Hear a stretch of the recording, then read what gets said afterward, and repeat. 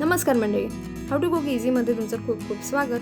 आज आपण उपासाची खिचडी माझ्या पद्धतीने कशी बनवायची ते पाहूयात. साबुदाणे रात्री भिजत घालायचे, ते असे छान मऊ होतात. मग नंतर कढईमध्ये फोडणीसाठी तूप घालून घ्यायचं. ते गरम झाल्यावर त्यामध्ये जिरे, हिरवी मिरची आणि नंतर बटाट्याच्या फोडी घालायच्या. ह्याऐवजी तुम्ही उकडलेला बटाटा सुद्धा वापरू शकता. आता आपण या टाकलेल्या फोडी छान सॉफ्ट होईपर्यंत शिजवून घेऊयात. हे पहा, बटाट्याच्या फोडी छान सॉफ्ट झाल्यात. आता ह्यामध्ये भिजवलेला साबुदाणा, शेंगदाण्याचं कूट, थोडीशी साखर आणि चवीनुसार मीठ घालून व्यवस्थित परतवून घ्यायचं.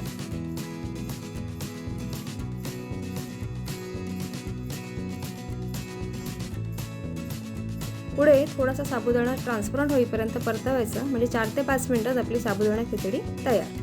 आता हा व्हिडिओ तुम्ही महाराष्ट्राच्या कोणत्या भागातनं पाहताय आणि तुमच्याकडे साबुदाणा खिचडी कशी बनवतात ते मला कमेंट्सद्वारे नक्की कळवा. अशा छान छान रेसिपीज पाहण्यासाठी यूट्यूबला सबस्क्राईब करा आणि इंस्टाला मला फॉलो करा. आपण भेटूया पुढच्या व्हिडिओमध्ये. तोवर बाय.